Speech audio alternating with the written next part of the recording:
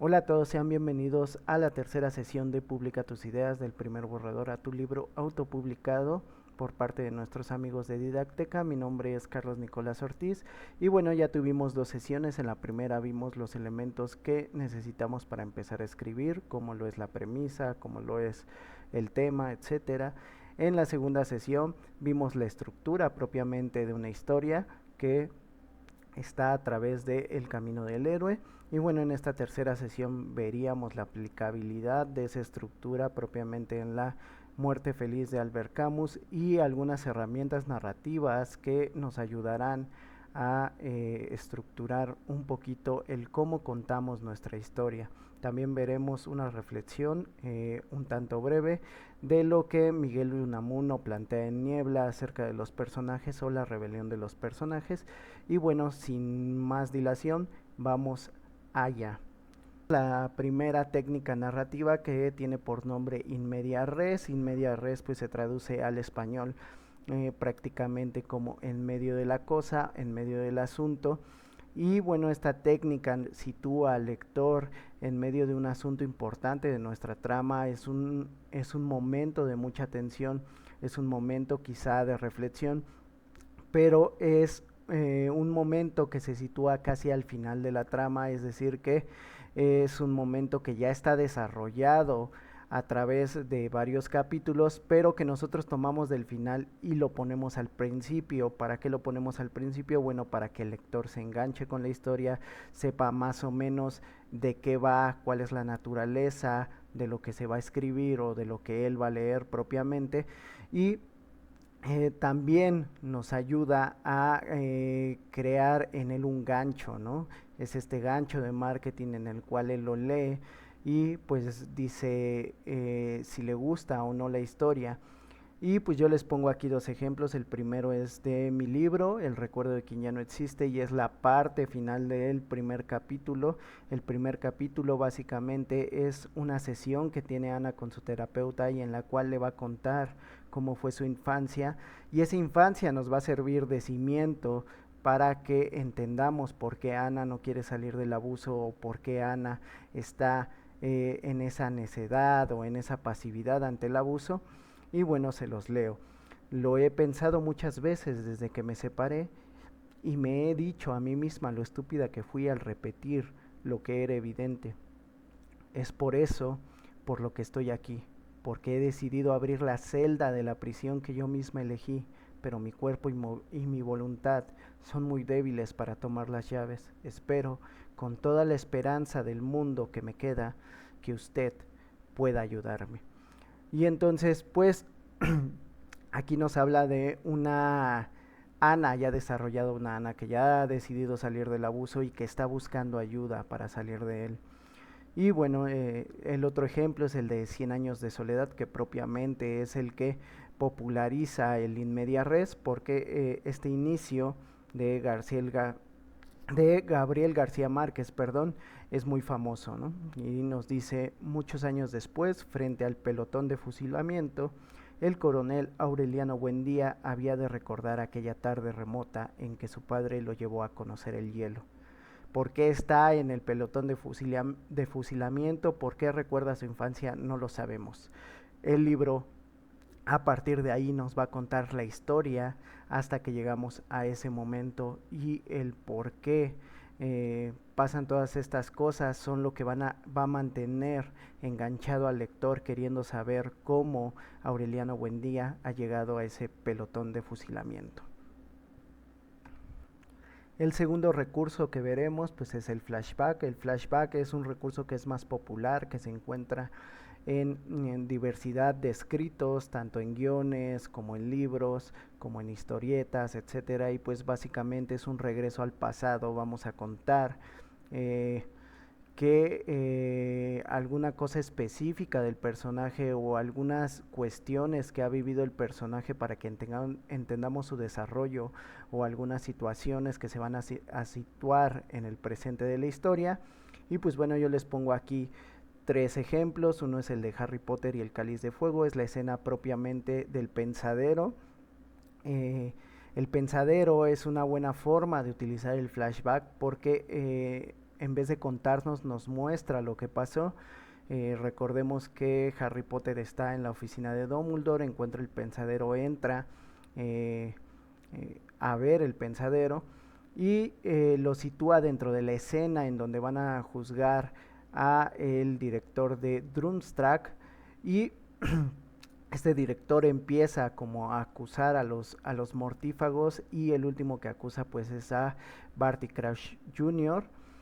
y así nos muestra Harry Potter, precisamente un personaje que nos sale durante el desarrollo de El Cáliz de Fuego, sale vestido de Moody, pero que al final es importante para la trama. En El recuerdo de quien ya no existe, en mi novela, hay un capítulo específico en donde hablo del pasado de los tres personajes principales de mi novela. En uno cuento la versión de Ana, en otro cuento la versión de Julia, en otro la versión de Rubén, y así entre los tres nos cuentan parte de su historia y cómo en ese desarrollo de la historia, ese desarrollo de la historia en el pasado va a tener un impacto en el futuro. En Avatar, la leyenda de Aang, pues podemos ver muchos flashbacks en los cuales Aang recuerda a sus amigos de la tribu del aire, también recuerda a Bumi, por ejemplo, cuando lo está buscando y recuerda sus travesuras y cómo ellos iban en los toboganes de piedra, etcétera. Bueno, pues ese es un flashback, el regreso al pasado para mostrar un personaje o una situación que tendrá impacto en el futuro. El tercero es el trasloque. Y bueno, este es un poquito más complejo y yo no recomendaría usarlo a la ligera porque puedes confundir mucho al lector y no lograr unir las piezas como deberías. Esto es básicamente saltar en el tiempo sin un orden específico. Esto suele usarse para confundir un poco al lector y al final de este trasloque, de esta forma de saltar de un momento a otro, pues vas uniendo las piezas para darles un sentido lógico y que este rompecabezas que has marcado tenga algún sentido. Algunos ejemplos de esto pues es The Witcher. Hay una temporada en The Witcher en donde nos cuentan los sucesos de una manera que no es cronológica. Primero nos cuentan lo que pasa en el futuro, después lo que pasa en el pasado, después en el presente, y llega un punto en el que está viendo la serie de The Witcher no sabe muy bien en qué tiempo está ubicado, si es el presente, si es el pasado, si es el futuro, hasta que las piezas comienzan a unirse. En Dark, también una serie que trata sobre los viajes en el tiempo, pues es un poquito más complicado. A veces se nos muestra el pasado, a veces el futuro, no entendemos si el padre de tal es el hijo de tal o etcétera. Se hace una mezcolanza horrible ahí, no horrible porque al final tiene sentido, pero es compleja esta mezcolanza. Por eso este recurso de estar saltando en el tiempo, en el cual yo te cuento el pasado y después el futuro y después el presente y no especifico bien cuál es cuál, puede ser confuso para el lector, pero bien utilizado pues es una herramienta que puede llegar a hacer que tu historia sea más profunda. El cuarto, la cuarta herramienta narrativa pues es el flash forward.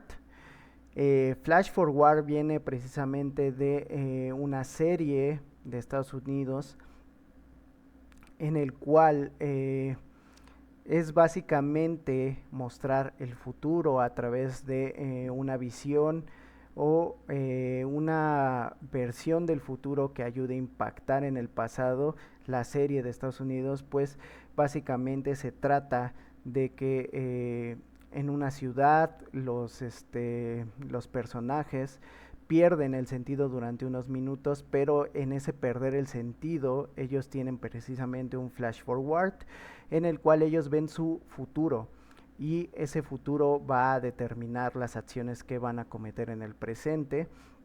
También esto se ve, por ejemplo, en Harry Potter, cuando él pues tiene estas visiones, ¿no? A través de Voldemort, que propiamente en Harry Potter no son tan al futuro. Harry Potter ve lo que está haciendo, por ejemplo, Nagini cuando ataca al señor Weasley. En el efecto mariposa es eh, un ejemplo bastante interesante porque el protagonista del efecto mariposa propiamente ya se sitúa en el futuro. Él está llevando su vida y regresa al pasado para modificar ese futuro. Entonces es como darle la vuelta al flash forward, en el cual el protagonista del efecto mariposa está en su presente, regresa al pasado, cambia algunas cosas y se modifica ese presente que en realidad pues es el futuro en este orden de ideas, ¿no? Si él regresa al pasado, pues lo que va a pasar cuando él regrese a su presente, pues es determinar lo que hay en el futuro. Espero no sea muy confuso. Si ustedes vieron la película del efecto mariposa, pues entenderán un poco a lo que me refiero. Entonces el flash forward es básicamente mostrar una parte del futuro para que en el presente haya cambios. Esta forma de mostrarlo pues puede ser mediante una visión o puede ser mediante una profecía, etcétera. Esto pues puede ser más propio para los escritos que tienen que ver con la fantasía. Y bueno, el final, la herramienta final que les voy a mostrar pues es el raconto. El raconto es un flashback pero que tiene desarrollo. Es como contar dos historias en paralelo. Yo te cuento el presente, pero también te estoy contando cosas que pasan en el pasado y que su desarrollo tendrá repercusiones en nuestro presente. Aquí les pongo tres ejemplos. El primer ejemplo es el de Jamás Nadie de Beatriz Rivas. El libro de Jamás Nadie, como ya les había explicado en las sesiones pasadas, trata de la inmigración, pero se divide en dos. En un capítulo ella nos va a contar lo que está viviendo Jan, que es el protagonista, y en el siguiente capítulo nos va a contar lo que está viviendo su hija en el futuro. Entonces, en estos capítulos hay un desarrollo de Jan. Nosotros estamos viendo la historia de Jan, cómo él ve a su familia morir, cómo lucha contra este sentimiento de no poder hacer nada, esta impotencia de no poder salvar a su familia y cómo va derivando en complicarle la vida. Mientras que su hija en el futuro está buscando escuadriñar en el pasado para entender un poco más la figura de su padre. En Harry Potter pues es conforme nos lo plantean las películas, cuando regresamos a los recuerdos de Tom Riddle para hacer un mapa de cómo él consiguió este conocimiento para hacer los horrocruxes, ¿no?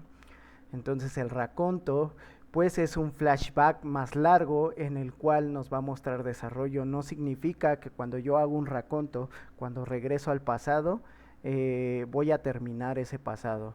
Lo puedes dividir, como digo, en muchos capítulos y él estar contando dos historias paralelas, una en el presente y otra en el pasado.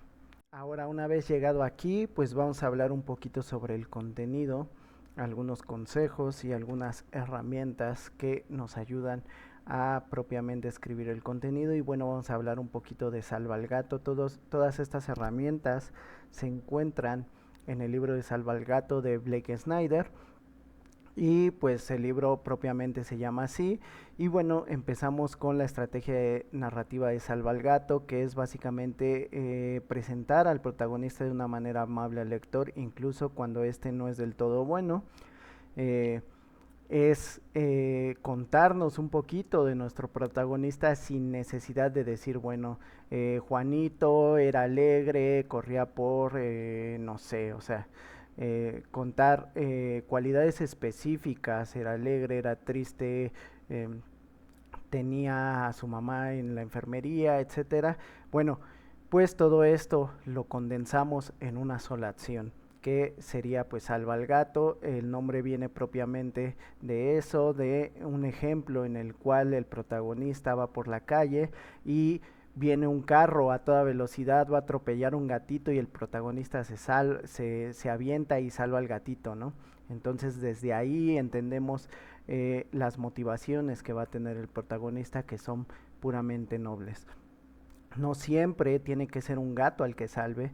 eh, son técnicas que pueden plasmarse de diferentes maneras. El ejemplo que yo les doy dos ejemplos que son los mismos que pone Snyder, que es el de Pulp Fiction de Tarantino, en el cual pues tenemos a Travolta y Samuel L. Jackson en el carro, ¿no? Y ellos vienen hablando, de hecho se volvió meme, ¿no? Que dicen cómo le dicen los chicos ahora a los pants, ¿no? Y les dice joggers y todo. Este meme tan famoso, pues básicamente es el Salva al Gato de Pulp Fiction, en donde se nos presentan a los protagonistas que son muy malos, que son unos asesinos a sueldo, pero que son graciosos. Y dentro de ese, de esa característica específica, en la cual el protagonista es gracioso, pues nosotros empatizamos con él y reducimos ese nivel de maldad, entre comillas, eh, en el protagonista de la película, y nos hace que nos interesemos por sus acciones, que nos interesemos por lo que él nos tenga que contar. El siguiente ejemplo es el de Aladdin de Disney propiamente, en el cual pues Aladdin es un ladrón. Aladdin está por las calles, roba eh, un poco de comida y lo empiezan a perseguir los guardias, ¿no? Del palacio, o los guardias de la ciudad, no recuerdo muy bien. Y en este corretear, Aladdin se sale con la suya, pero cuando ya se salió con la suya, ve a unos niños que están hambrientos, y entonces él decide darles esa comida que ha robado para que los niños puedan alimentarse. Y entonces la figura de Aladdin ante el público que está viendo la película pues se limpia, ya no es solo un ladrón cualquiera, sino que es un ladrón que a pesar de tener hambre puede ceder su comida a una persona que tiene más hambre que él, ¿no? La segunda herramienta que podemos utilizar es el papa en la piscina, que es propiamente la imagen de un papa en una piscina. Esto ayuda a que el lector o el que está viendo la película, en este caso, desvíe la atención de lo que se está hablando hacia un contexto que nosotros estamos planteando. Eh, Snyder menciona, ¿no? Que es como ver a un papa en una mansión, en una piscina, mientras nos está contando su vida, ¿no? Entonces, al lector a lo mejor no le interesa la vida del papa, pero sí le interesa todo el contexto que hay alrededor. Pues es una forma de explicar los antecedentes de la historia sin aburrir al lector, introduciendo tensión.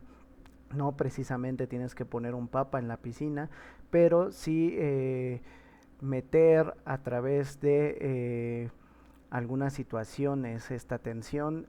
Snyder también nos cuenta, ¿no?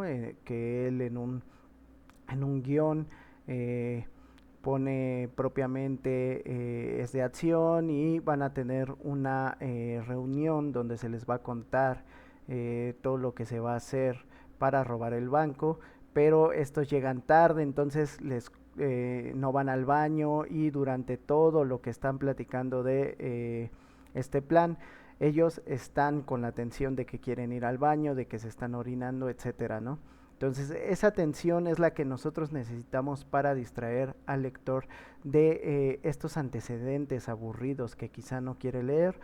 Otro ejemplo pues es el de Frankenstein de Guillermo del Toro, en donde pues Víctor nos está contando su historia, pero a la vez existe esta tensión de que el monstruo de Frankenstein los ataque, ¿no? Mientras están en el barco y mientras él está hablando con el capitán del barco.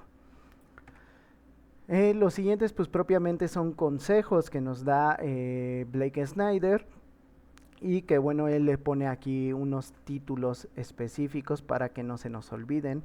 El primero es el doble caramelo, y el doble caramelo básicamente lo que hace es que tengamos cuidado cuando nosotros estamos creando principalmente temas de fantasía, porque no debemos de meter demasiados elementos fantasiosos en una historia. El meter demasiados elementos fantasiosos precisamente va a hacer que el lector pierda interés sobre un elemento fantasioso. Es como si nosotros en Harry Potter también metiéramos ovnis, también metiéramos zombies, etcétera, que propiamente, por ejemplo, en Harry Potter se menciona, ¿no?, que existen vampiros, etcétera, pero no están insertos dentro de la trama como tal. Simplemente ayudan a complementar el mundo y no hacen que los antecedentes de la historia se vuelvan más complejos. Entonces Snyder nos dice, ten cuidado con meter más de un elemento fantasioso, no metas magia junto con asesinos, pero también con extraterrestres, etcétera, ¿no? Entonces hay que tener cuidado con los elementos que nosotros metemos dentro de nuestra historia. El segundo es demasiados cables, y esto habla de precisamente los antecedentes de la historia. Que estos antecedentes no sean súper complejos y que tengamos que explicarlos de una manera específica antes de iniciar con la trama. Es como estos libros que son de magia y te explican todo un sistema de magia antes de empezarte a contar la historia. Eso va a hacer que el lector huya de tu libro, eso va a hacer que no se interese por lo que le estás contando, porque a él lo que le interesa es la historia, a él no le interesa que le expliques si hay un contrahechizo para tal hechizo. Eso tú lo debes de explicar precisamente dentro de tu trama, sin necesidad de ponerlo específicamente en un capítulo aparte. Estos demasiados cables yo creo que es una de las cosas que más tenemos que tener en cuenta cuando vamos a empezar a escribir una historia, porque nos puede hacer o nos puede perjudicar demasiado. Luego está el Black Vet, que es precisamente el veterinario negro, en español sería, y pues nos llama a no colgarnos de los elementos que nos gustan de un personaje en específico. Es decir, que si nosotros creamos un personaje, supongamos, ¿no?, que vamos a crear un romance, y entonces ponemos al típico coreback que todas quieren, pero aparte de ser coreback también es súper intelectual, pero también es humanista y ayuda a los perros, pero también trabaja en un asilo de ancianos, etcétera. Meter demasiados elementos de estos arruinan los personajes, hacen que el personaje se vuelva repetitivo y que se vuelva irreal, porque pues aunque sí hay en el mundo real personas que hacen muchas cosas a la vez, dentro de una historia entorpece el desarrollo de este personaje, ¿no? Dentro de veterinario negro que nos dice Snyder Blake, también está el hecho de que nosotros, al meter todos estos elementos, entorpezcamos a los demás personajes, que los demás personajes se vean un poco relegados. Y entonces, por ejemplo, el personaje principal podría verse muy soso al lado de estos personajes engrandecidos, ¿no? El siguiente consejo sería que te alcanza el glaciar. Como digo, estos nombres que pone Snyder Blade pues es precisamente para ayudarnos a la mnemotecnia, que no se nos olviden. Y pues bueno, llama al escritor a hacer su desarrollo más rápido, más dinámico, que no sea pesado y lento, precisamente en esta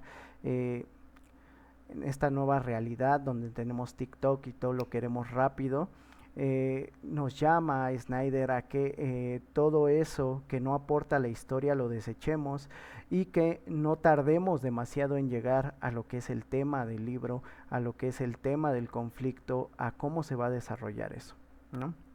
El final pues es el arco de la alianza, y el arco de la alianza pues precisamente viene de arco, que el arco es precisamente cuando nosotros hablamos de un personaje y el cómo se va a desarrollar este personaje a lo largo de nuestra historia. Ese desarrollo de principio a fin se le llama arco y se llama de la alianza porque lo que nos plantea aquí Snyder es precisamente que todos los personajes, y que esto ya lo había mencionado con anterioridad, todos los personajes tienen que estar desarrollados hasta el personaje secundario que a ustedes se les ocurra, tiene que tener un desarrollo. Esto significa que empieza de un modo y termina de otro, que todo eso que ha habido a lo largo de la historia le ha impactado de alguna forma. Y bueno, una vez viendo estas herramientas y estos consejos que nos da Blake Snyder acerca de la escritura, vamos directamente a ver a Albert Camus y el absurdismo. Albert Camus, pues es un premio Nobel, tuvo el premio Nobel en 1957, no es que se lo dieran por una obra en específico, como sabemos el premio Nobel se da a una trayectoria del escritor, no solo a una obra en específico, y bueno, él nace el 9 de noviembre de 1903 en Mondovia, Argelia, y fallece en Francia el 4 de enero de 1960. Fue un novelista, dramaturgo, ensayista, filósofo y periodista. Albert Camus creció en Argelia en la pobreza. Todo esto lo pueden encontrar ustedes en El primer hombre, que es su libro póstumo. Él muere y después publican este libro, pero este libro tiene mucho de biográfico, habla mucho de la infancia de Albert Camus. Y pues él crece en Argelia y después Germain, que era su profesor, le ve talento para la literatura y la filosofía y lo mete a bueno, le hace el favor de llevarlo a que él haga el examen para que entre a un colegio que era muy reconocido y que finalmente es el que le abre el paso a la cultura francesa y a el mundo intelectual propiamente. En El primer hombre, Albert Camus hace precisamente esta división entre la lucha interna que él tenía entre la pobreza y la riqueza de los franceses, porque pues propiamente él había vivido en estas colonias francesas, ¿no? Entonces tenía como esta disyuntiva entre decantarse por el lado francés y decantarse por el lado de Argelia. Su corriente de pensamiento pues ha sido etiquetada como el absurdismo y tiene algunas diferencias con el existencialismo. Propiamente el existencialismo, nos dice Camus en el mito de Sísifo, tiene unas tendencias con la esperanza que no hay en el absurdismo. El absurdismo pues niega toda idea de Dios, niega toda idea de eternidad, niega todo esto que podemos rescatar en la creencia religiosa de que una vez nosotros moramos tendremos eh, eh, un nuevo amanecer, por decirlo de alguna manera.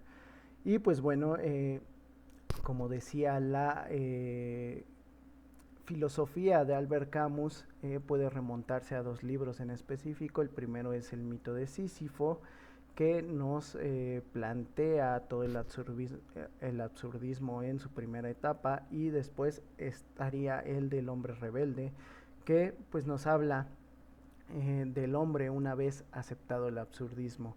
Pero ¿qué es esto del absurdismo?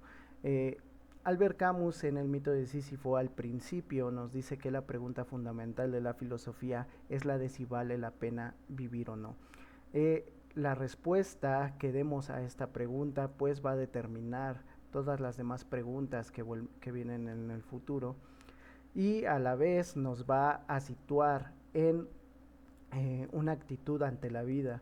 El responder si vale la pena vivir o no, pues nos dice Camus, tiene dos variantes. Una es decir que no y suicidarse, y la otra es decir que sí y seguir viviendo. Antes de que avancemos, muchas personas creen que el absurdismo cae precisamente en el pesimismo, y no es cierto. El absurdismo es vitalista, es decir, que Camus siempre va a estar a favor de la vida. Precisamente les pongo esta imagen para que ustedes sitúen como las etapas en las que se da el absurdismo, que son básicamente las del mito de Sísifo. Hablemos un poquito de lo que es el mito de Sísifo. El mito de Sísifo, nos dice Camus, es un mito que nos plantea Homero acerca de Sísifo. Sísifo era un hombre que era completamente inteligente, que era muy astuto, y entonces cuando Sísifo va a morir, engaña a la muerte y le encadena una piedra, ¿no? Cuando la muerte va por él. Entonces Hades llama a Sísifo para castigarlo. Y entonces cuando lo va a castigar, Sísifo dice que su mujer no le ha hecho los honores funerarios correspondientes, y entonces le pide a Hades que lo deje volver a la vida para castigar a su mujer. Hades accede, Sísifo va a la vida y se escapa de la muerte una vez más. Dura muchos años vivo todavía, y al final es capturado por la muerte y llevado ante Hades. Hades lo castiga cargando una piedra desde el inicio de una montaña hasta el final de ella, y cuando Sísifo llega al final de la montaña, esta piedra rueda de nuevo hacia abajo y vuelve a empezar. Este rodar la piedra una y otra vez, precisamente nos dice Camus, habla de la repetición que nosotros tenemos normalizada en la vida.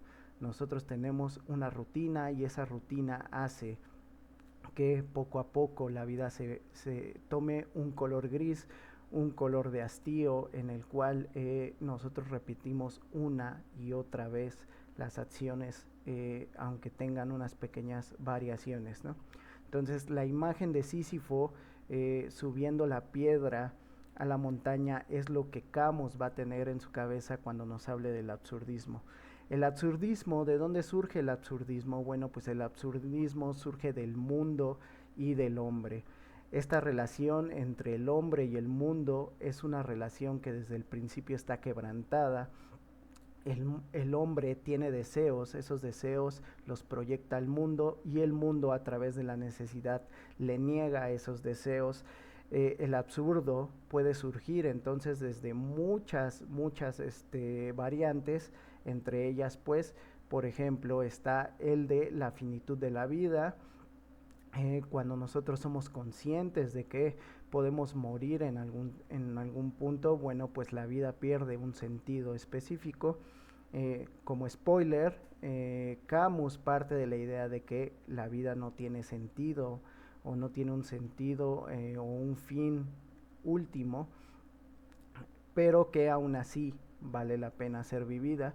Entonces, pues nos dice, por ejemplo, que esta confrontación entre el mundo y el hombre tiene que permanecer desde que el hombre nace hasta que muere, cosa que, por ejemplo, el existencialismo rompe. Nos cita, por ejemplo, a Kierkegaard, y nos dice que Kierkegaard lo hizo muy bien, pero que dio el salto, él le llama salto, al tener una esperanza después de la vida, ¿no? Que dice, bueno, nosotros somos finitos, morimos, y todas nuestras acciones en este mundo no tienen sentido, pero cuando nosotros muramos, pues vamos a tener una recompensa en el mundo de Dios. Para Camus eso no existe. El pensar nosotros que hay un mundo después de la muerte, lo que hace es negar la realidad de este mundo, es caer en la irracionalidad, es negar la razón. Entonces, esta confrontación entre lo finito y la valoración que nosotros damos a nuestras acciones es lo que va a crear el absurdo, es la anteposición del mundo a nuestros deseos, y esa anteposición es lo que nos va a llevar a cuestionarnos la vida. Otra forma en la que puede surgir el absurdo, pues bueno, es viendo la muerte de alguien más, la muerte de un allegado a nosotros, y pues eso también es una forma en que nosotros experimentamos la muerte, porque Camus nos dice que nosotros en carne propia no podemos experimentar la muerte, porque experimentarla es llegar al final de nuestra vida. Entonces, bueno, Una vez que nosotros aceptamos esta lógica de la vida, esta lógica en la que nuestras acciones no tienen ningún sentido a menos que nosotros les demos sentido a través de lo que logremos con estas acciones, viene la rebeldía y la libertad. Eh, ¿Cómo llegamos a la rebeldía y a la libertad? Bueno, cuando nosotros hablamos de rebeldía y de libertad, siempre se entiende como en términos eternos, ¿no? La libertad es aquello que está ahí en el mundo de las ideas, en el cual nosotros nos acercamos cada vez que rompemos una cadena que nos une a algo, ¿no? Ya sea el trabajo, ya sea el amor, ya sea etcétera, todos estos sentimientos y emociones o todas estas virtudes que nos atan al mundo real. Cuando nosotros nos deshacemos de estas ataduras, pues llegamos a la libertad. Para Camus no es así. La libertad para Camus es simplemente una cuestión de acción, una cuestión de decisión y que nos sitúa precisamente en la experiencia humana. Nosotros experimentamos la libertad a través de decidir por nosotros mismos el negar ciertas ideas o el llevar a cabo ciertas acciones que nos son impedidas por los demás o por el mismo mundo, ¿no? Entonces, la rebeldía, que es un concepto importante en Camus, no es una rebeldía adolescente, es una rebeldía que tiene que ver con el tener conciencia precisamente de lo que es el absurdo. Nosotros tenemos conciencia que la vida no tiene sentido y precisamente porque no tiene sentido decidimos vivirla y decidimos llevar a cabo todas estas acciones repetitivas en nuestro día a día con la finalidad de anteponernos al sinsentido de la vida, y esa es una forma de darle a la finitud de la vida un sentido propiamente, que es el de eh, levantarnos cada día y hacer lo mejor que podamos para que este sinsentido se acabe. El mismo ejercicio de buscar un sentido de la vida ya le da sentido a nuestra vida. Y bueno, lo sitúa aquí porque precisamente la rebeldía y la libertad empiezan en la base de la montaña. Es cuando Sísifo está, eh, está en el punto más bajo de la montaña y decide emprender una vez más la, la subida de la piedra a la montaña, a pesar de que él ya sabe todos los factores que engloban toda esta subida, el esfuerzo, el, el dolor, ¿no? La fuerza que él ejerce para subir esta piedra. Él ya lo sabe desde el principio, pero aún así decide ejercerlo a pesar de su castigo. Y esa es una forma también de ahora sí que darles un golpecito a los dioses, ¿no? Porque es como de estoy disfrutando mi castigo, no es algo que tú me impongas, sino es algo que yo estoy decidiendo cada día. Y bueno, en medio pongo el absurdo y la felicidad porque Camus nos dice que el absurdo y la felicidad vienen de un mismo punto. Son hijos de la misma madre, nos dice Camus en el mito de Sísifo, y es porque cuando nosotros sabemos que nada vale la pena, también sabemos que nada puede afectarnos. Y entonces nos dice Sísifo, nosotros tenemos que imaginar, perdón, nos dice Camus, tenemos que imaginar a Sísifo feliz. La felicidad de Sísifo es precisamente el entender que nada puede estar peor y que él puede ejercer a través de su experiencia su libertad, y que esta libertad no solo lo hace anteponerse ante lo malo, sino que lo hace disfrutar de lo que está haciendo. Y bueno, al final está la conciencia y la nostalgia. Nos dice Camus que cuando Sísifo está al final de la montaña es cuando puede ver el páramo, ¿no? El páramo es básicamente el contemplar la vida tal cual es, y en esta contemplación nos llega la nostalgia, que es el recapitular acerca de lo que nosotros ya hemos vivido, y en ese recapitular podemos encontrar las cosas buenas y las cosas malas. Ese es en realidad el fundamento de la vida y el sentido de la vida, que es que entre las cosas malas y buenas siempre habrá más y nuevas experiencias por las cuales explotar. Esta rebeldía que nos menciona Camus precisamente es el agotar todas esas experiencias, es ir al mundo, es agotar la experiencia del amor, es agotar la experiencia de la creación, es agotar eh, todo tipo de experiencias. La experiencia actoral nos dice, ¿no? De ahí surge el donjuanismo, que es aquel que explota la experiencia del amor. Existen los escritores, que es para lo que estamos aquí precisamente, que es agotar la experiencia de la creación, y los actores agotan la experiencia de la vida misma, que son aquellos que, no contentos con vivir una sola vida, viven muchas a la vez.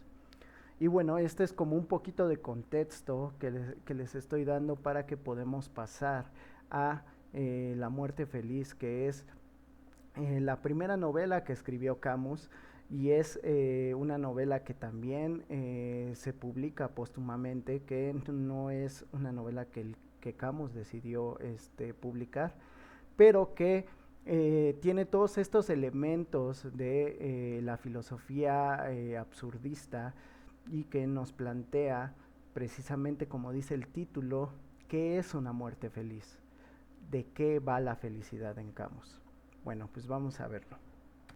Pues bueno, a mí me gustaría hacer un análisis súper complejo de lo que es este libro, porque tiene muchísimos temas y un trasfondo espectacular, pero pues vamos a hacer propiamente lo que nos compete a nosotros, que es analizar los elementos que ya habíamos visto en la primera sesión y en la segunda. Y pues bueno, aquí les pongo la premisa, que es la de: parecería que la única tarea de los hombres es vivir y ser felices.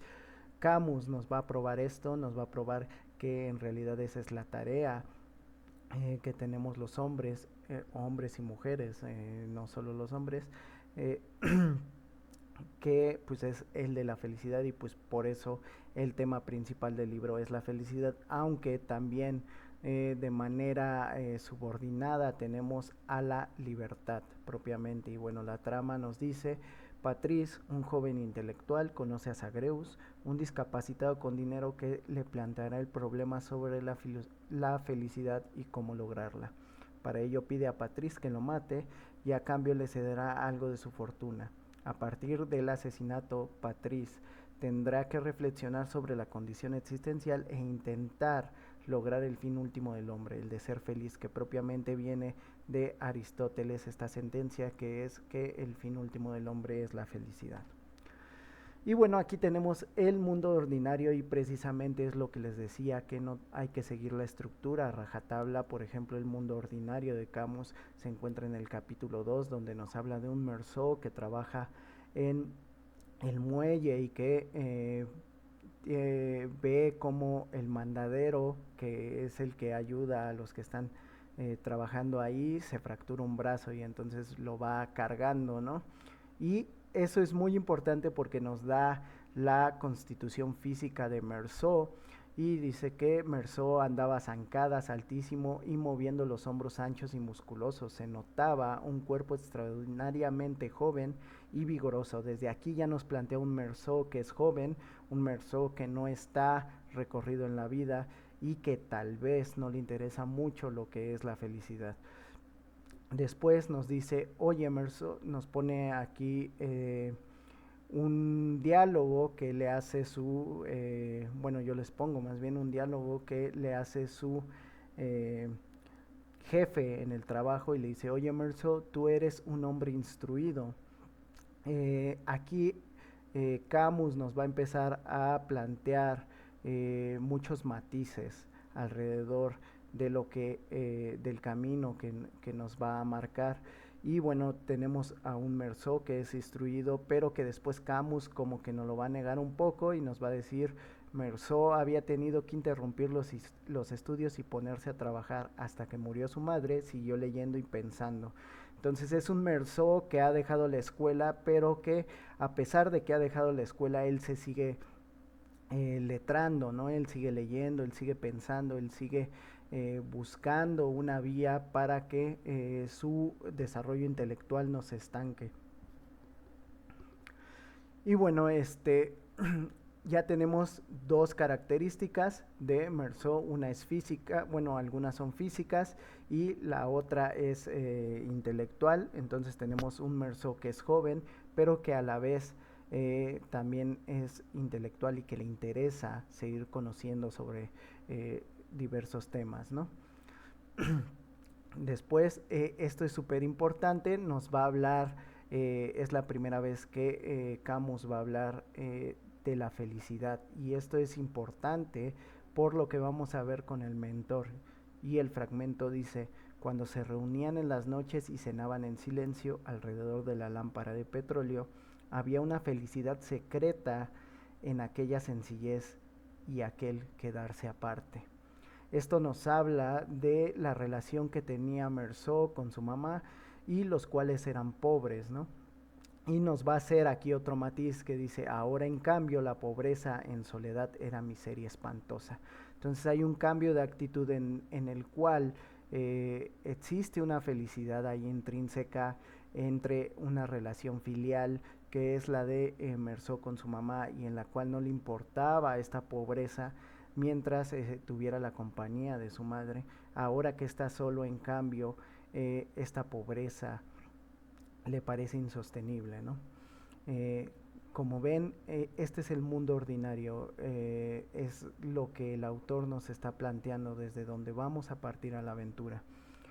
Él quería reducir la superficie que le brincaba al mundo y dormir hasta que todo se hubiera consumido, y el cuarto apoyaba esa intención suya. Esto ya nos habla de la monotoneidad en la que está inmerso Meursault, en el cual lo único que quiere es dormir, no le interesa el mundo, no le interesa lo que hay fuera de él, lo que él quiere es estar en su cuarto, estar alejado de lo que está pasando afuera de pues sí, del mundo y de la cotidianeidad de los demás. Aquí nos va a hablar Camus ya propiamente del ejercicio que él hace. Antes ya también en el mismo libro nos plantea que Meursault rentaba la casa en la que él vivía una vez que falleció su madre de diabetes precisamente. Entonces renta la casa y así es como él subsiste, como él tiene algunos dineros, pero también nos dice que trabaja en el puerto, y entonces aquí nos dice: trabajaba en una habitación amplia cuyas 4 paredes llenaban 414 casilleros donde se apilaban carpetas. Y bueno, yo cómo voy a saber que Meursault está inmerso en la monotonía y por qué quiere salir de esa monotonía. Si se acuerdan, yo en lo que vimos ahorita sobre el mito de Sísifo, pues esa es una de las eh, condiciones que tiene Camus para enfrentarnos al absurdo. Aquí hay que hacer un pequeño paréntesis, y es que no necesariamente tienes que estar inmerso en la monotonía para entrar al absurdo. Nos dice Camus que el absurdo surge también de un preguntarse acerca de la vida. Todos los hombres, todos los hombres y las mujeres tienen como condición existencial que en algún punto se preguntarán por el sentido de la vida, y ese preguntarse, ese razonar acerca de él, pues es precisamente lo que nos va a llevar a el absurdo propiamente.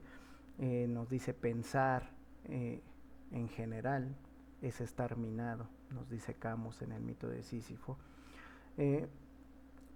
Y aquí está el contraste precisamente de el trabajo, ¿no? No solo nos dice que trabaja en una habitación, sino que también pues resuelve una diversidad de temas en lo que es el puerto. Y después nos plantea que él tiene relación con las mecanógrafas y que algunas le gustan, algunas no. Y finalmente, dentro de estas relaciones, nos dice: detrás de la pared, la vida respiraba con amplias bocanadas sordas y profundas en el mar, en el puerto, tan lejos de él y a la vez tan cerca, el timbre de las 6 le devolvió la libertad.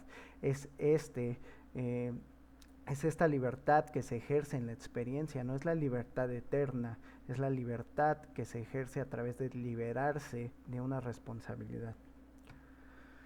Y bueno, vamos al llamado a la aventura, el encuentro con el mentor y el rechazo al llamado. Como ven, aquí están todas conjugadas en un solo lugar, que es el capítulo 3. Aquí Meursault sale con Marté, que es una mecanógrafa de su trabajo, y que bueno, salen en una cita, y cuando están en una cita, Marté voltea hacia un hombre, y este hombre le vuelve a dirigir de vuelta la mirada, y se tiene una discusión entre Meursault y Marté, en el cual él se pone celoso y le dice: bueno, este hombre quién es, por qué te está mirando. Y aquí les pongo el fragmento. No obstante, cuando se iba a sentar, Marté le devolvió el saludo a un hombre que estaba sentado unas filas más atrás. Este es el llamado a la aventura, cuando Meursault se va a encontrar con un hombre que se llama Sargeus, que precisamente es un examante de Marté, y este examante de Marté es discapacitado, él no tiene las piernas, y entonces hay aquí como una excusa para que él tenga contacto con Meursault. Y pues vamos a ver los fragmentos. Él era algo mayor, ahora le faltan 2 piernas, vive solo, así que a veces voy a verlo. Es un tipo de fiar y culto, se pasa la vida leyendo. Esto es importante porque establece un vínculo entre Meursault y Zagreus, aunque aún no se hayan conocido, es decir, que los dos tienen una forma de ver la vida parecida. A los dos les gusta leer, a los dos les gusta aprender, a los dos les gusta conocer, ir más allá de sus límites. Y bueno, aquí Marté nos plantea la posibilidad de que Meursault conozca a Zagreus, que finalmente va a ser el mentor. Le ha hablado de ti, dijo. Le he dicho que mi novio era muy guapo y fuerte, así que ha dicho que le gustaría conocerte porque, como dice él, ver un cuerpo hermoso me ayuda a respirar mejor.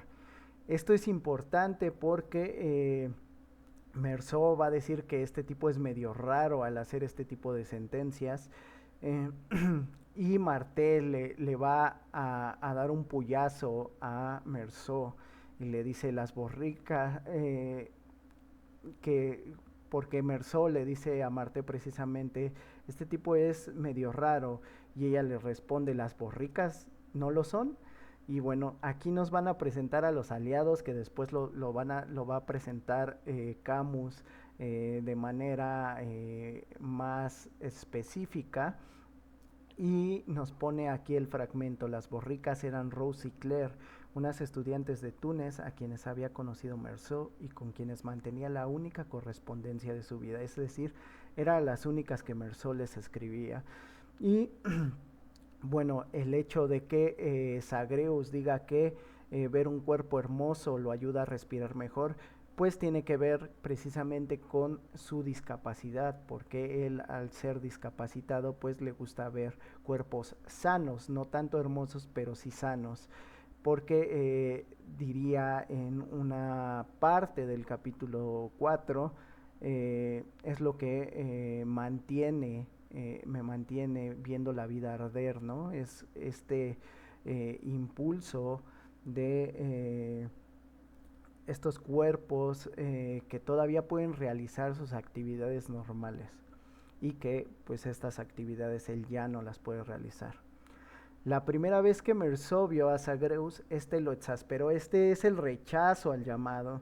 Es cuando Meursault conoce a Zagreus, pero al conocer que él es un examante de Marté, pues el primer encuentro no es amistoso, Merceau se rehúsa a establecer un vínculo con Zagreus, pero después se vuelven muy amigos y comienzan a platicar cuestiones de la vida y precisamente o específicamente los de la felicidad. Em, Aquí vamos al encuentro con el mentor, ya propiamente el encuentro con el mentor, que pues ya habíamos visto en la estructura del viaje del héroe o del camino del héroe. Y este encuentro se da en el capítulo 4. El libro, se me olvidó decirlo, el libro se divide en dos. La primera parte es la muerte feliz y la segunda la muerte consciente. Esto tiene una razón de ser y ya lo veremos al final de el pequeño análisis que estamos haciendo. Eh, ya dentro de la plática comienza a haber preguntas y Zagreus le dice a Merceau que lo ve muy aburrido, que qué le pasa. Y Merceau responde, tengo ganas de casarme, suicidarme o suscribirme a a Lee Illustration, perdón. De hacer algo desesperado, vamos. Es decir, que pone el casarse, el suicidarse y el suscribirse a una revista o un artículo al mismo nivel. Es decir, que Merceau está dentro del hastío de la vida y que todo le da igual. No le interesa dividir en importancia o en relevancia una cosa u otra. A él solo vive, por decirlo así, a través de la marea, se deja ir y nada más. Eh, a lo que Zagreus le va a responder, y esto es súper importante porque crea el matiz o la diferencia entre lo que vimos anteriormente en el mundo ordinario, que es el de la pobreza. Es pobre Merceau, le contesta Zagreus. Eso explica la mitad de ese hastío, del hastío hacia la vida, de la cotidianidad, y la otra mitad se debe a la absurda tolerancia que tiene usted con la pobreza, es decir, que el hastío de la vida se compone de dos cosas para Zagreus. Una es el que sea pobre y la otra es el que acepte su pobreza y no quiera salir de ella. Y entonces después de esto se va a dar bueno, no un discurso, sino un diálogo entre ellos que habla precisamente de esto y que va a derivar en lo que es una muerte feliz para Zagreus, ¿no? Y dice, no me gusta hablar en serio porque entonces solo hay una cosa de la que sea posible hablar, la justificación que le damos a nuestra propia vida. Esta es la segunda premisa que vamos a encontrar en el libro y es precisamente el conflicto que nos plantea Camus en este libro, que es el de decidir si hay una justificación de vivir o no. Y continúa, atienda, siguió diciendo Zagreus, y míreme, me ayudan a hacer mis necesidades y luego me lavan y me secan, y lo que es peor, pago a alguien para que lo haga.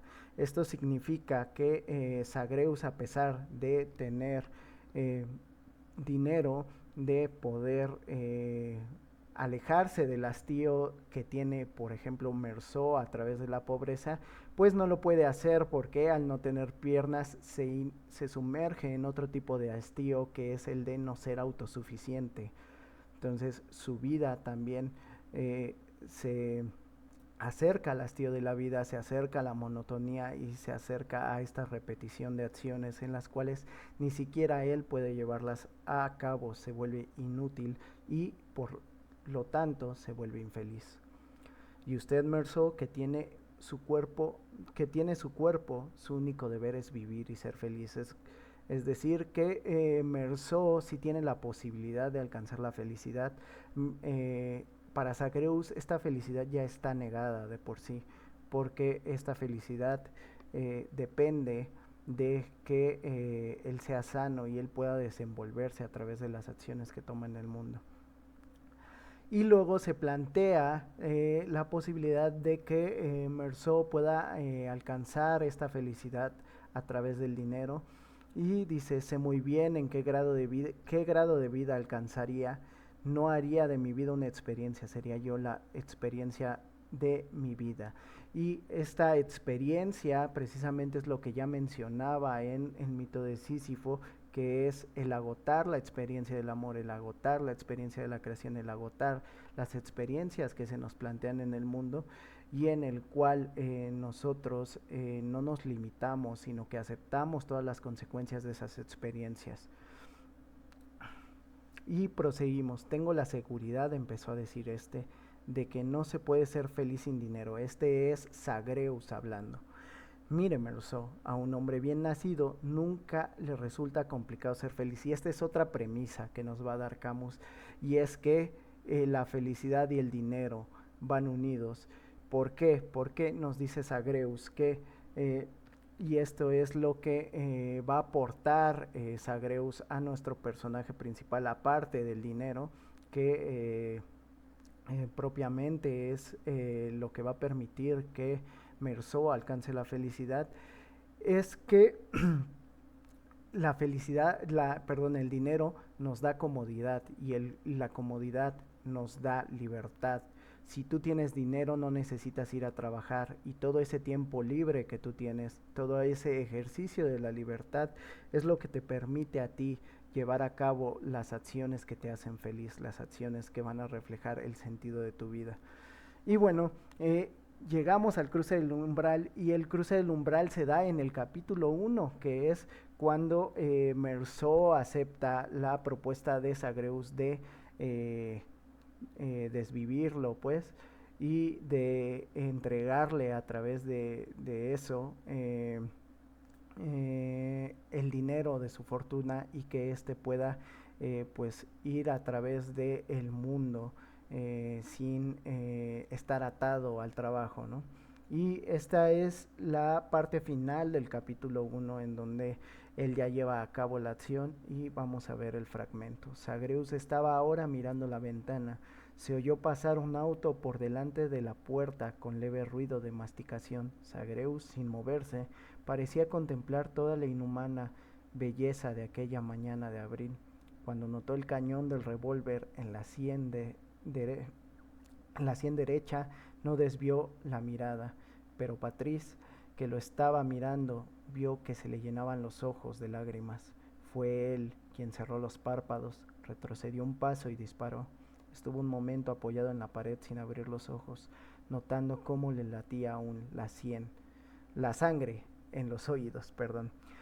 Y bueno, este es precisamente el momento en el que Meursault va a cruzar el umbral, es el momento en el que asesina a Zagreus. Aquí hay un matiz que también marca después Camus, que es cuando Meursault sale de asesinar a Zagreus, ve a los niños contentos jugando. Y entonces es esta bifurcación entre el mundo oscuro y el mundo claro, ¿no? Entre el bien y el mal. Y entre la tristeza y la felicidad, ¿no? Entonces, este es el cruce del umbral. A partir de aquí, el mundo ordinario de Meursault va a cambiar completamente y que pues se va a ver en el capítulo 5 propiamente. Pues bueno, aquí vamos a ver las pruebas que va a tener que pasar Meursault después del asesinato de Zagreus. Hay una carta que deja el mismo Zagreus donde especifica las circunstancias de su vida, bueno, más bien de la muerte que ha llevado a cabo, porque lo plantean como un suicidio, aunque no sea un suicidio. Y pues bueno, Meursault se va con un maletín lleno de dinero y se plantea una nueva normalidad o un nuevo mundo ordinario, ¿no? Como decíamos. Y pues aquí hay algunos fragmentos que nos lo denotan. Hay días en que querría una estar en su lugar, pero a veces hace falta más valor para vivir que para matarse. Esto lo dice Marte antes de que Meursault huya, ¿no? Meursault habla con él y habla sobre la muerte, con ella, perdón, y habla sobre la muerte de Zagreus, y Marte le dice que hace falta más valor para vivir que para matarse. Esto también Camus lo retoma en el mito de Sísifo y nos dice que los más valientes son los que han decidido que la vida no vale la pena vivirla y deciden suicidarse. Ojo, que valiente no significa que sea correcto.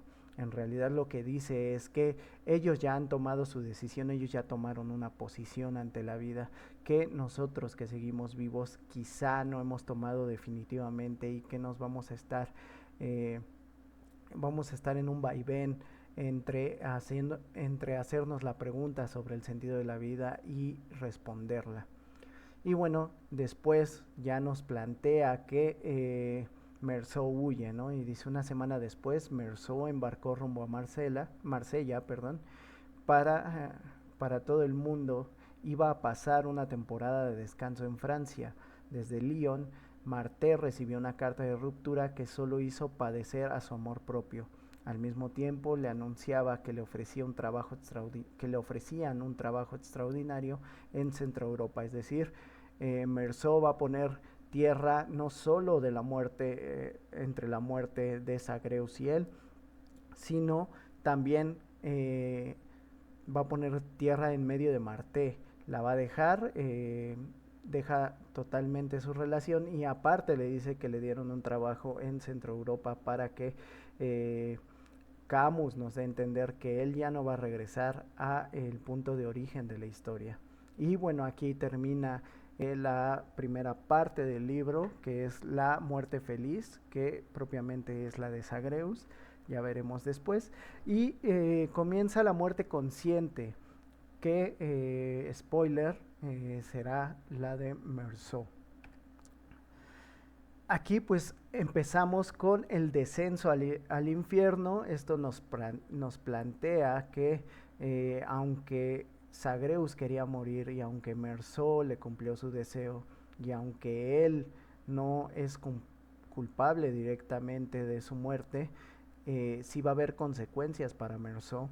Meursault se va a Praga, y una vez estando en Praga, va a empezar a sufrir las consecuencias de haber cometido un asesinato. Se despertó sudando y desaliñado, y estuvo un rato dando vueltas por la habitación. Luego encendió un cigarro y, sentado y con la cabeza hueca, se miró la raya de los pantalones arrugados. Se le mezclaba en la boca la amargura del sueño y la del tabaco. Miró otra vez la habitación rascándose las costillas. Por debajo de la camisa le subía a la boca una dulzura espantosa ante tanto abandono y tanta soledad. Es un Meursault que se encuentra totalmente solo, que ya no tiene el hastío de la pobreza, pero que sí tiene el hastío de la vida, y que se va a estar durante toda la estancia que él tiene en Praga, va a estar preguntándose acerca de su existencia, del valor de su vida, y de si la muerte de Zagreus en realidad le aportó algo. Eh, y precisamente eso va a derivar en la ordalía, que es propiamente cuando Meursault va a decidir si vive o no, cuando va a decidir si se suicida o si continúa la vida, si llega a esta rebelión que Camus nos plantea en el mito de Sísifo. Vuelvo a repetir, podríamos hacer un análisis mucho más complejo de todo esto, ir párrafo por párrafo, pero eso nos llevaría hasta meses, ¿no? Entonces, una disculpa si parece que estoy brincando de un momento a otro. Les pongo aquí el fragmento precisamente de la ordalía. Esto es lo que pasa. Meursault, caminando por las calles de Praga, se encuentra un restaurante, un olor lo lleva al restaurante, come y le gusta ese restaurante. Días después decide regresar a ese restaurante, y cuando va llegando al restaurante se encuentra a un hombre muerto, ¿no? En medio de la calle, que al final es básicamente una alucinación que él tiene precisamente por la culpa que siente de la muerte de Zagreus, y que también viene impulsada por una fiebre que sufre en ese momento, ¿no? Y aquí está el fragmento. La cabeza del muerto estaba en un charco de sangre. La cabeza estaba vuelta y descansaba ahora sobre la herida.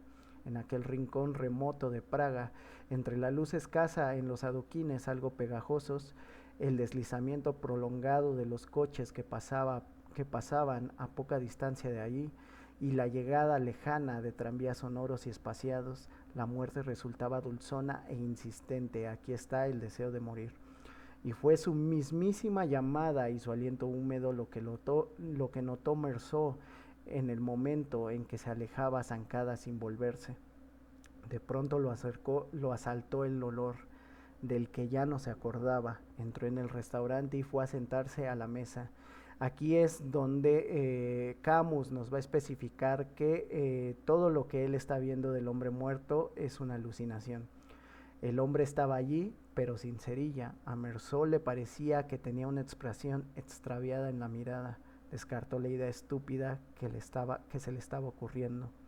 Pero todo le daba vueltas en la cabeza.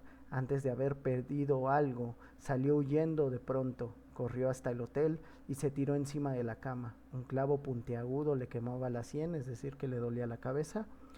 Con el corazón vacío y el vientre oprimido, estallaba su rebelión. Le henchían los ojos imágenes de la vida. Aquí está la nostalgia de la que habla Camus. Está Meursault regresando a las imágenes de su vida y estalla su rebelión, es decir, a pesar de que él ya no le encuentra sentido a la vida, decide seguir viviéndola, decide superar la ordalía. Esta ordalía obviamente se da dentro de su cabeza, como es propio de las novelas psicológicas y de las novelas filosóficas, y pues vence la ordalía y esto va a llevar a la recompensa. Y aquí es donde ya se nos presentan los aliados y el camino de regreso que va a tomar Meursault, que también se veía en la estructura y que ya hemos explicado.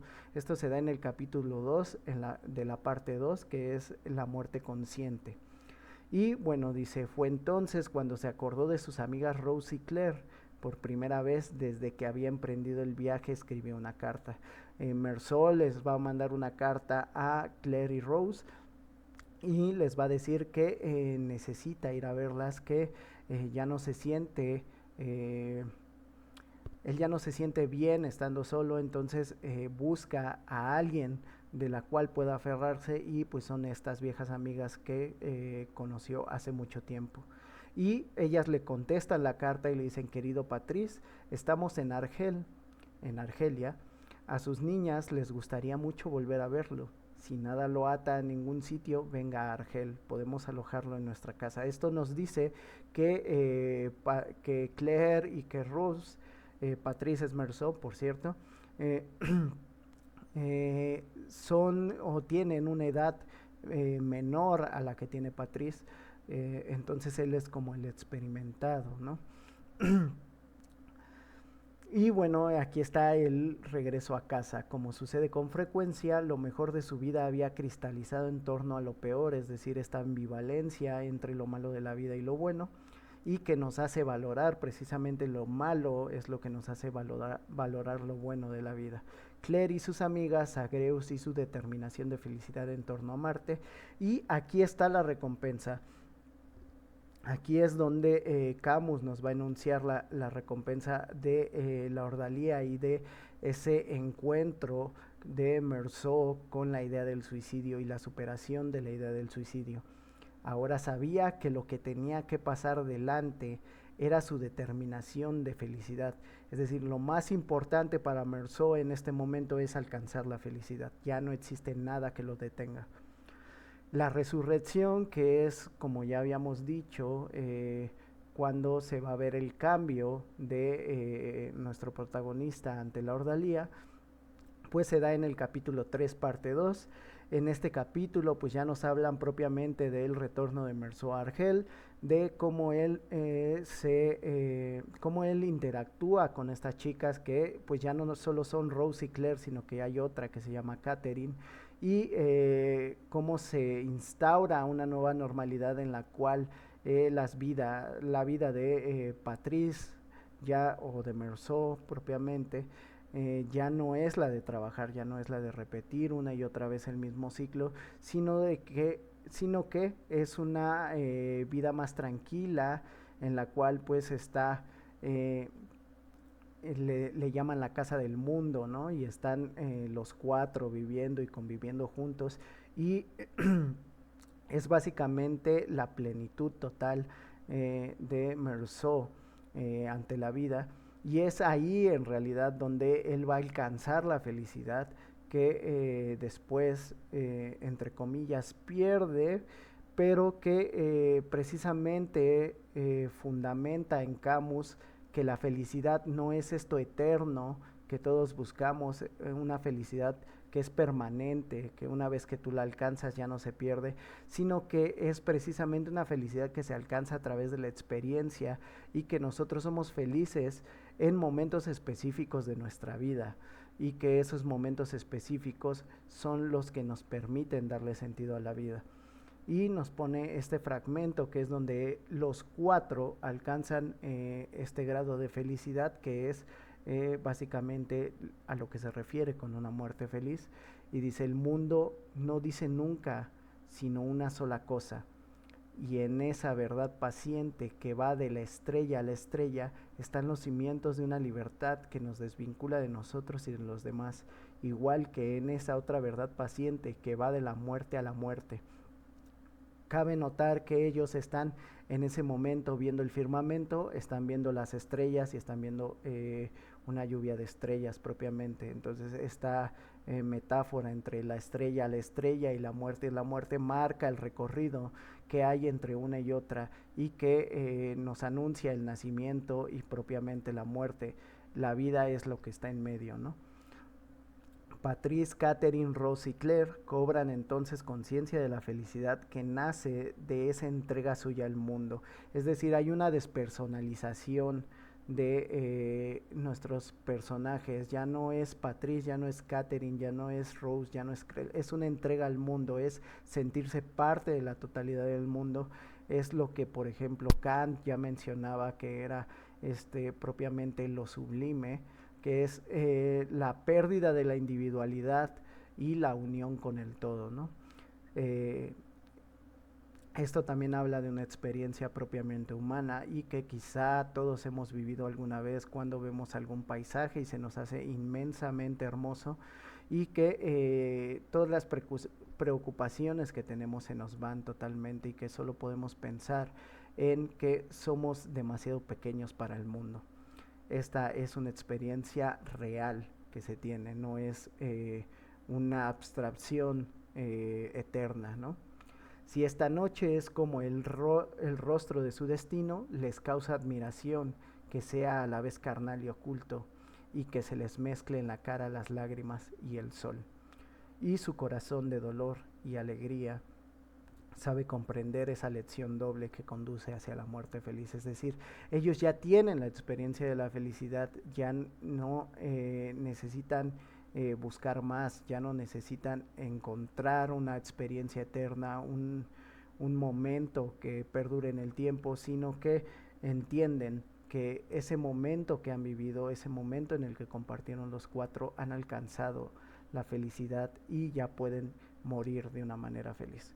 Y bueno, aquí está el retorno con el elixir, que es precisamente la obtención de la muerte feliz que tiene Meursault. No pongo como tal el capítulo final porque el capítulo final pues sería spoilearles mucho la historia, que es ya propiamente la experiencia que tiene Meursault con la muerte, que bueno, eso ya también es spoiler, pero no propiamente el libro, sino que tomo del capítulo 4, parte 2, un fragmento. En el capítulo 4, Meursault decide alejarse de las chicas para ir él a buscar su propia experiencia de felicidad, y para ello pues crea un negocio con el dinero que tiene de Sargeus, se vuelve a la monotonía y se compra una casa, se casa con una chica llamada Lucille, pero Lucille, Meursault deja que Lucille viva en un espacio y él vive en una casa aparte, ¿no? De repente se ven para tener sus que veres, pero no es como tal un matrimonio ortodoxo, no viven juntos ni comparten, simplemente pues de vez en cuando se ven. Y bueno, este es el elixir propiamente, que dice: no vislumbraba felicidad sobrehumana, como tampoco eternidad alguna fuera de la curva de los días. La felicidad era humana y la eternidad cotidiana. Todo consistía en saber humillarse y ordenar el corazón al ritmo de los días, en vez de doblegar ese ritmo a la curva de nuestra esperanza. Aquí está la esperanza que hablamos también en el mito de Sísifo, que es una, esta esperanza es una esperanza real, una esperanza que encuentras dentro de la experiencia y como dice aquí, no es una felicidad sobrehumana, no es una felicidad permanente. Meursault al final del libro va a encontrar la felicidad, pero la va a encontrar en una experiencia humana, una experiencia que todos podemos tener y una experiencia que es fugaz, una experiencia que va a pasar en un momento determinado y que después se va a diluir en el tiempo. Y bueno, pues aquí están todos los elementos que vimos en la sesión 2 del curso, que es propiamente el camino del héroe. Como ustedes ven, no están todos los elementos, pero no están en el orden en el que yo se los propuse. Ese orden es como para entenderlos, pero nosotros podemos jugar con ese orden, podemos establecer conexiones que no están propiamente en la estructura fija. Y bueno, finalmente quiero hacer una reflexión a través de Miguel de Unamuno en Niebla. Y bueno, ¿quién es Miguel de Unamuno? Miguel de Unamuno es un escritor eh, que estudió filosofía y letras y que nació en Bilbao el 29 de septiembre, es decir, es español, de 1864 y muere en 1936. Y pues todas las obras de Miguel de Unamuno, tanto las obras filosóficas como sus novelas y sus obras de teatro, etcétera, que la verdad no recuerdo si tiene obras de teatro, tratan de la relación entre el hombre, la muerte y Dios. Esta relación pues también establece relaciones entre el creador y su creación, y que precisamente es la reflexión que quiero hacer para todos ustedes antes de que terminemos la tercera sesión. Y es que, por ejemplo, Unamuno era existencialista, aunque muchos no lo quieren etiquetar como tal, pero bueno, José Gauss tiene una historia acerca de Unamuno en el cual ellos van caminando por el, por una universidad en un pasillo y Gauss le pregunta a Unamuno qué piensa del existencialismo y él le dice, eso yo ya lo inventé hace mucho tiempo. Pues bueno, Niebla es una de las obras que precisamente nos hablan del existencialismo, propiamente el existencialismo del autor en relación con sus personajes, perdón. Y pues bueno, Niebla nos habla de Augusto. Augusto es un chico que pierde a su madre, bueno, ya no tan chico, ya es más bien un señor que pierde a su madre y un día caminando por la calle se encuentra una chica muy hermosa que se llama Eugenia y Augusto queda enamoradísimo de Eugenia.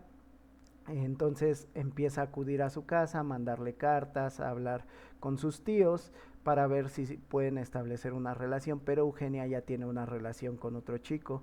Entonces empieza un conflicto entre el desamor de Eugenia y el cómo Augusto trata de acercarse a ella a través de regalos, a través de cuestiones puramente monetarias. Eugenia es maestra de piano, entonces ella le dice que ella no necesita que le aporte ningún dinero porque puede hacerse cargo de sus gastos a través de su actividad de maestra, pero al final resulta que tiene problemas con el novio y entonces decide aceptar la ayuda de Augusto para comprar su casa, pero en realidad es una trampa que le tiende Eugenia a Augusto para robarle ese dinero y escapar junto con su amante, ¿no? O junto con la que propiamente sí sería su pareja. Augusto, lleno de desamor y coraje, decide suicidarse, decide poner final a su vida, pero dentro de lo que él investiga encuentra algunos artículos del propio Unamuno, que esto es lo interesante precisamente de Niebla, que encuentra algunos artículos que hablan de pasada sobre el suicidio y decide ir a ver al propio Unamuno a su oficina para hablar con él acerca de este tema. Aquí hay algunas cuestiones interesantes y es que precisamente el autor pasa de ser autor a ser personaje y eso hace que Unamuno crea eh, eh, una nueva posibilidad y es que exista un Unamuno de carne y hueso que es el Unamuno que es el autor y exista un Unamuno que es personaje, ¿no? Esta cuestión entre el Unamuno de carne y hueso y el Unamuno personaje pues nos plantea también un poquito lo de la rebelión de los personajes, un poquito de si un personaje puede rebelarse ante el autor, que es propiamente una rebelión ante de un personaje. Y pues bueno, Augusto va a hablar con Unamuno y le dice es que yo me quiero suicidar y Unamuno le empieza a narrar muchos hechos de su vida, ¿no? Le empieza a citar cosas que son muy íntimas y entonces Augusto le dice, ¿tú cómo sabes todo eso? Y bueno, Unamuno le va a revelar que él es el autor y que él ha estado escribiendo su vida desde el inicio. Eh, entonces, cuando Augusto le plantea la posibilidad de suicidarse, Unamuno le dice que él no puede suicidarse y es por esto, ¿no? Le dice, aquella tempestad del alma de Augusto terminó como en terrible calma en la decisión de suicidarse. Y bueno, aquí es cuando Augusto decide suicidarse y luego cuando él ya está hablando con el propio Unamuno le dice es que tú no puedes suicidarte aunque lo quieras. ¿Cómo? Exclamó, ahí me faltó un signo, perdón. ¿Cómo? Exclamó al verse de tal modo negado y contradicho. Y bueno, aquí lo corto para no ponerles todo el diálogo, pero bueno, Unamuno primero le dice que no debe de suicidarse. El propio Augusto decide cuestionar esa decisión, le dice que por qué no debe de suicidarse y bueno, Unamuno le responde, es que tú no estás vivo, eres un ente de ficción y como ente de ficción ni estás vivo ni estás muerto, simplemente eres, ¿no? Y aquí viene la cuestión y la reflexión que quiero para todos ustedes y es hasta qué punto nuestros personajes están vivos, hasta qué punto pueden tomar sus decisiones y hasta qué punto el autor puede cancelar esas decisiones. Y bueno, dentro de esta discusión entre la existencia de el ente de ficción, eh, el mismo Augusto decide no suicidarse y le dice, ya no me voy a suicidar, pero Unamuno le dice, ahora yo te voy a matar. Y le dice a Augusto que Unamuno no puede matarlo porque de hacerlo estaría rompiendo las reglas de su propio mundo. Y bueno, viene aquí con esta frase que nos hace la reflexión el propio personaje de Augusto y que dice, hasta los llamados entes de ficción tienen su lógica interna. Y es precisamente aquí donde viene la reflexión acerca de la rebelión de los personajes y es que si tú creas un personaje con determinadas características no puedes traicionar el desarrollo de esas características. Si tú empezaste con un personaje que es sumamente triste y que tiene todas estas características de mantenerse en depresión constantemente y de un momento a otro decides ponerlo alegre, tienes que dar una razón específica por la cual se tiene que poner alegre. No es magia, no es eh, esta forma de hacer el salto narrativo de un lugar a otro. Tienes que justificar ese salto narrativo y que precisamente es lo que pasa con todas estas series y películas o libros que leemos y dicen cuando alguien hace una crítica acerca de los motivos narrativos de una serie o una película, lo que normalmente algunos contestan es, ay, es ficción, obviamente, ¿no?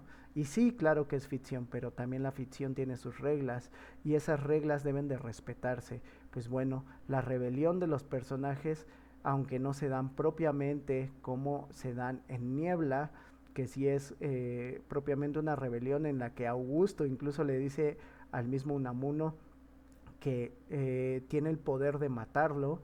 Eh, eh, precisamente nosotros tenemos que ver este desarrollo de personaje, ver los factores que influyen en ese desarrollo y darle el final que corresponde a ese desarrollo. Esa es la rebelión del personaje. No es como tal que el personaje se nos imponga a nosotros, sino que como tal la creación que nosotros hemos hecho y el contexto en el que hemos generado ese personaje debe de respetarse de principio a fin. Y eso es lo que hace que nuestro personaje sea complejo y sea real. Y bueno, pues así finalizaríamos la tercera sesión de el curso Publica tus ideas y nos veríamos en la cuarta, en la cual ya veremos propiamente lo que es publicar o autopublicar un libro a través de la plataforma Amazon. Hasta pronto.